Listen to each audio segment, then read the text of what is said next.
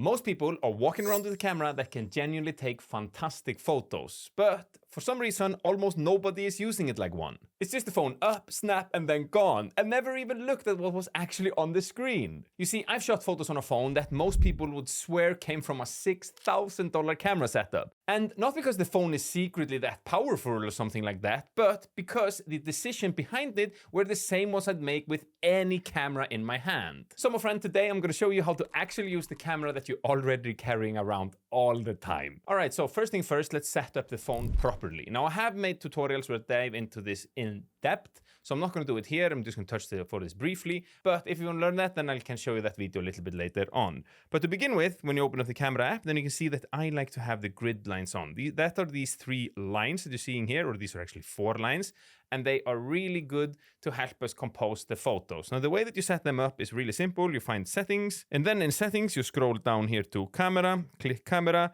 and then you can see the grid here, composition, you click grid and you toggle that on. And while you're here, I also like to have the levels on as well. Now, next thing that's really good to know is to understand how to set exposure. Now, the way you do that in iPhone is twofold. Either we just click here and you click on the thing that you're photographing, and then you get this little sun thing up here. You drag it down, you underexpose, drag it up, you overexpose. Now, personally, I always underexpose my photos just a little bit. Now, the reason I do this is because I edit my photos afterwards to really get the most out of them. And by underexposing them slightly, I'm protecting the highlights. You see, when you're editing your photos, it is much easier to retrieve the information in the highlights than in the shadows. So if a photo is slightly underexposed, I make sure that the highlights, they are not blown out like too white, and the shadow areas, the dark part of the photos, I can easily retrieve that by dragging up the exposure a little bit or dragging up the shadows or blacks a tiny bit. Now, without diving too deep, then this is by far a few of the most important settings that you can have here in your camera app. So moving on to part number 2. So on your iPhone, you have a few different lenses, 3 actually, and you get a few different looks to choose from. Now, it's really important to learn to utilize these lenses because it gives you so much more than just zoom capabilities. You see, these lenses are different focal lengths, and focal length is, you can think about it like how much your cameras or your lenses can zoom, but it also changes way more than just how close things look. You see, a wide lens, it stretches everything out and makes the foreground feel huge and dramatic, while a telephoto lens, it squashes the distance between things and it makes far away stuff feel a lot closer and connected. Basically, with a zoom lens, you can get this super compressed look. If you take a photo of a mountain with a telephoto lens, it looks huge because you're compressing the look. While if you take the same photo with a wide-angle look, it looks tiny, somewhere far away in the distance if you use the wide-angle lens. So my friend, basically, picking the right lens isn't just about fitting more or less things in the frame, it's about choosing how the whole scene feels and looks. So my friend, on the iPhone, you can see that you have 0.5 times, or X, or whatever you want to call it. Then you have 1, 2, 3, and 4. Basically, 0.5, it's equivalent to 13 millimeter, which is a ultra wide angle look. Super, super wide, and you can get a lot of dramatic and a lot of that foreground in the scene as well. 1X, equivalent to 24 millimeter. At 24 millimeter focal length, it is wide, but it's really natural because it's not ultra wide. It's just a really, really nice perspective. And the 2X here, it is equivalent to 48 millimeters. It is basically punching into the 24 millimeter look. So here you have almost a 50 millimeter, which is a really, really good look for basically everything. The 50 millimeter is so popular for a reason. Everything looks really natural. Portraits look good, street photography looks good, landscape looks good. It's a really nice lens, and it's in this medium category. It's not too zoomed in, but it's definitely not wide angle look at the same time either, you know. And then, my friend, you have the 4 times zooms, the 4X here, which is a 200 millimeter compression. Really, really good. And of course, you have the 8 as well, which punches in on this and gives you 200 millimeter of a focal length, which is really, really zoomed out. And it looks pretty good. I think that is cuts into 12 megapixels or something like that. But it's still, you can still get some cool photos like this. And what you need to understand and need to know in order to get good photos with your phone is to understand in what scenario should you use what focal length. And that comes with experience. And there isn't something that is like wide angle is much better than 100 millimeters in all scenarios. It doesn't exist in photographies. You just have to figure out, how does this scene look with wide angle? And in my opinion, I would test things out. You want a lot of that foreground and this huge dramatic wide angle look, use the 0.5. That's how you really get the most bang for your buck out of your telephone, and you're able to capture photos that people would think like, what expensive camera were you using? You were just using your phone. Granted, these phones today are ridiculously expensive, so it's an expensive piece of thing that you can take photos with, and you can call someone as well, you know? All right, so next part, this is super important, and we're not gonna dwell long here because this is a really quick tip, but it's gonna do such a massive difference to your photography. And my friend, I see a lot of you, yes, you, doing it wrong. And when you're taking a photo with your phone, the way that you hold it matters. Please, if you want proper professional photos with your phone, use two hands. It's gonna make everything so much more stable. If you're just photographing like this, you are not getting the best shots because one, the photo is unstable. It's a lot more stable when you hold the phone with two hands, and also it's a lot easier to compose a photo and be deliberate with what and how you compose it and what's in the frame when you have two hands on. Now, we're not going to dive into the grip like one hand here. It's just silly because just take two of your hands on it and then figure out how to keep it pretty stable, and then stand feet down, plant the feet, chest up, my friend, and take the photo. All right, my friend, so this part is incredibly important. So if you want to stop taking boring photos like your everyday tourist, then learning to compose your images is by far one of the most important skills you can pick up.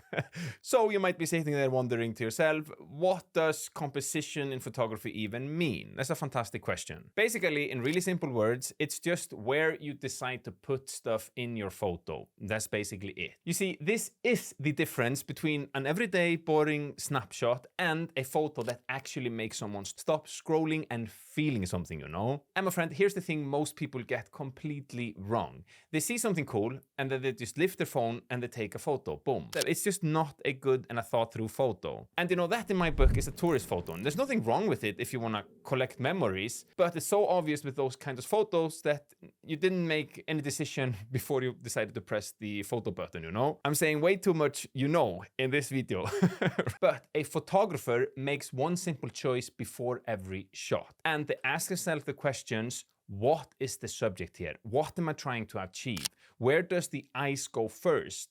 And what's helping it get there? My friend, that's really all composition is. You're not following rules religiously. You're just making choices with intention, and you're asking yourself these few simple questions before you decide to take the photo. For example, like we just touched on, where is my subject? What is in the background that I don't want to be there?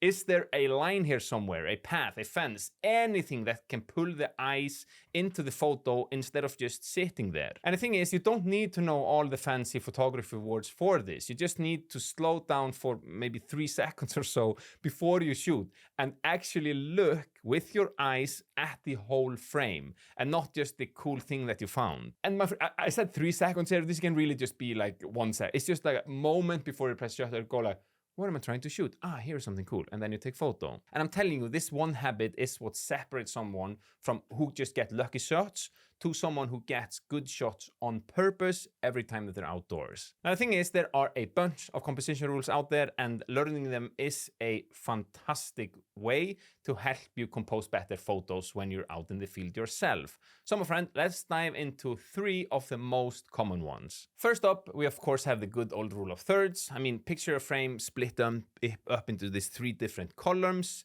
and you have these 3 rows. It's like a tic-tac board or this grid that we just opened up in the beginning of this video.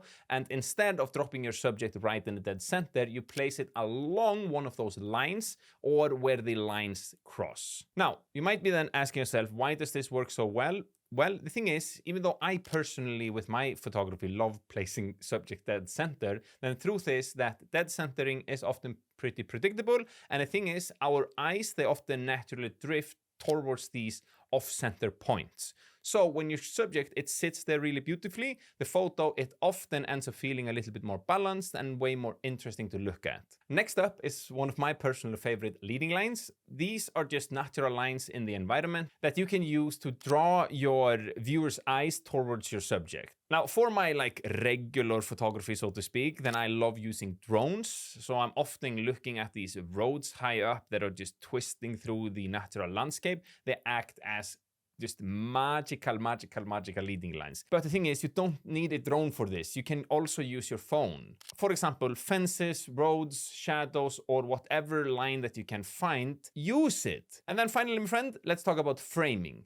This is where you use something in your scene, like a doorway, a window, or an overhanging branch, or even a gap between two rocks or whatever, to create a natural frame around your subject. Now this works because it instantly adds depth and it gives the eye a way into the photo, so to speak.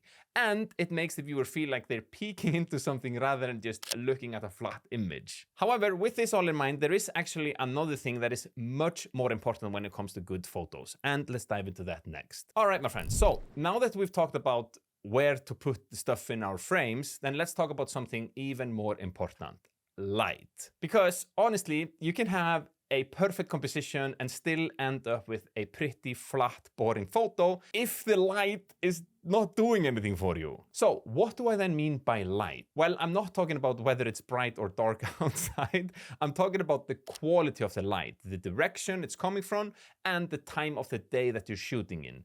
You see, these three things will change your photos more than almost anything else that you do. So let's start with quality. You see, light can be hard or it can be soft. Hard light is what you get from clear day at midday, when the sun is just blasting straight down and the shadows are super sharp or dark and everything looks a little bit harsh, you know? And then soft light is what you get on cloudy days, or right before the sun comes up or goes down, and the light is spread out, it's even, the shadows are gentle, sometimes even long, and honestly, it's a lot more forgiving time of the day and lighting scenario to shoot in. Next, let's talk about direction. This, my friend, is huge, and most people never even think about it. Ask yourself, where is the light actually coming from? Is it behind you? Is it behind your subject? Is it coming from the side?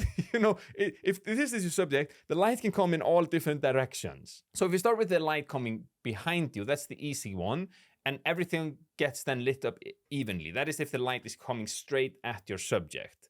And then you have side light. This is where things get very interesting, in my opinion, because it creates this cool shadow and depth to your subject. Imagine here in the studio, I have my light from the side of me in 45-degree angle, and it gives me beautiful shadows here on the face. And then you have the light coming from behind your subject. That's backlighting, and that one can either ruin your shot or it makes it look absolutely magical, depending on how you use it. For example, what it does, it creates these beautiful golden edges and golden rim light that they're just beautiful, but it's also a little bit harder to work with because the subject often gets a lot darker. And then, of course, let's not forget the time of the day, which is where the golden hour that I'm sure that you heard of comes from. So golden hour is just that window right after the sun, like sunrise, or right before the sun is about to set.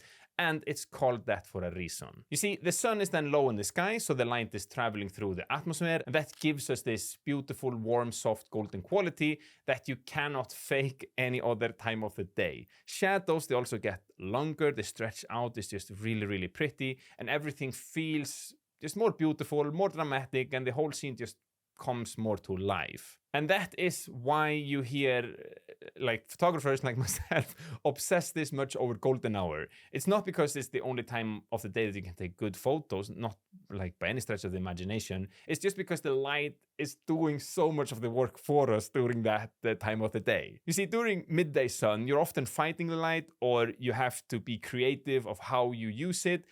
But when it's golden hour, the light is just on your side. So my friend, here's a simple takeaway. Before you even think about your subject or the composition, ask yourself, where is the light coming from? And is it working for me or against me? I promise you that this one simple little habit will change your photography more than any setting on your camera or your phone ever will. By the way, if you're new to photography and you want to learn in 14 days what took me months, even years to figure out, then the 14-day photographer will help you out tremendously. It's a beginner's course built in 2 parts. First, we do the essential, the camera basics, settings, and the fundamentals of what actually makes a good photo work. And then me and you, my friend, are going on a 14-day photography journey together, where you get 1 lesson with 1 practical shooting task every single day. At the time of the recording, hundreds of photographers have already gone through it, and the feedback I've been getting is just incredible. And it doesn't matter if you have a real big camera or you're just using your phone. Because the truth is, you learn photography by far best by doing, and that's exactly what this course is built around. My friend, this is the resource that I wish I had when I started, and if you want to skip years of frustration and start taking photos right away that you're actually proud of, then it's linked down in the description down below. Alright, so then this next part, then let's talk about a way for you to capture photos that have a lot more information and allows you to get the maximum amount of quality from your phone. So in photography, you can shoot in JPEG or any other lower quality file format, or you can shoot in RAW. RAW basically means that the camera is capturing all of the information. It's a lot bigger file. It's usually doesn't look as good straight out of the camera, but because it's so big and it stores so much information, when you then take it to the post-processing and you want to edit your photos, you can push it around much further before it starts to break basically. That means that if you want to pull down the highlights or you want to inject some colors in it or whatever, you can do that to much more extent before you start to see the images collapse and the pixel just can't handle what you're doing with it anymore. Now on your iPhone, if you're in settings and you go to camera here, and then you can go to formats, you can shoot in high efficiency. I like that. Now keep in mind that these are Apple files, and if you're on a PC, it's going to have a hell of a bad time with it. But I like to use that for my regular photos. They are just, I think they work really well. And I'm able to edit them to some extent, and they take up lot lesser space than RAW. I'm not shooting RAW every single time that I'm shooting with my phone. And then when the RAW format, you have it down here, you have the Pro RAW resolution control, and then I like to have JPEG XL lossy. I think that is good enough. And then on the phone, up here in the corner, you click, and here you can swap between RAW, which you're then utilizing the 48 megapixels on this phone. You have the biggest file and just the most information, or you have the high efficiency file here, or JPEG if you want to use JPEG if you want that. All right, so this last part is by far one of the most important steps that you can take if you want to get phone photos that truly look magical and they don't look like you just shot it on the phone, and that is by editing your photos. Now there are multiple editing softwares out there. Personally, I use Lightroom. I think that is by far one of the best out there, and they don't pay me or anything. I just genuinely like that program. So if you want to use that, you can check it out. I think they have a free version. I'm not 100% sure, but I'm using the paid version of this app, and again, they're not paying me. And I wish they were, but they're not. For example, I post a photo on story, and all the photos you see on my Instagram stories are all edited by me in the phone. So here, this is just a little photo I shot in the story, and this is what it looked before. It's pretty decent, but this, I'm just giving it that extra oomph, that final little mwah.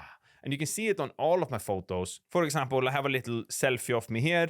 It looks pretty nice, but this is what it looked before. Quite flat, and this is afterward. And this is just a high efficiency file, so a JPEG kind of. And I'm still able to push it around a bit. And what I do, if we edit this again from the ground up, I will go all adjustments. So this is just how it looked in the beginning. What I personally do, I start by clicking here and go to my preset pack. Now I have a big preset pack that is just made for smartphones. It is handcrafted to work well with smartphone photography. And if you're interested, you can find the description down below. And also, you can find all of my digital products bundled into one big bundle. We're getting all of my presets, slots, everything else as well. That is on a big discount down below as well. But here, for example, I click autumn light. Now, this already looks pretty good. Now, if I wanted to, and I think this is too strong of a preset, I just click here, and I can adjust the opacity or the amount, like the intensity of it. But I often like to do some other changes. So for example, I go down here and click on mask, click plus, and then I'm gonna get a radial filter, just like this. And then we can take up the shadows a little bit up with the whites and a little bit up with the contrast. And already, I mean, I think this looks just great right off the bat. Now here's another example, a lot more edited. This looked like this before, and afterwards it looked like this. Basically, I just added a few presets, and then I'm playing around with the mask. I'm taking a radial filter here that has light on it, you can see. So it's basically just exposure, a little bit of shadows, a little bit of light, and a tiny bit of contrast and highlight just up here. And then I have a filter. This is a little bit too heavy here, but I made a brush. I'm going brush tool and brushing the edges here. But I actually think this is a little bit too much. So I'm going to take this down ever so slightly like this. But one of the biggest tips I can give you when it comes to editing your photos in Lightroom with your smart photos is that take away the digital edge. So basically in effects, if you take up the grain a little bit, and then also in effects here, you drag down the clarity just a little bit, it takes away that digital sharpening that phone photos, especially iPhone, likes to do. So the problem I have with iPhone photos is that they look so digital, you know, so overly sharpened. And I like to de-sharpen it a little bit, usually with clarity, and then I take up a little bit of grain. And that is basically how I can take a photo from looking like this, just a flat, regular photo, to a lot more three-dimensional, and it has this oomph. But my friend, the truth is that none of what we just covered will actually reach its full potential if all of your settings are just sitting on default. So if you want to see what your iPhone is actually capable of, then go watch this video next, where I walk you through every setting step by step to get the best quality possible.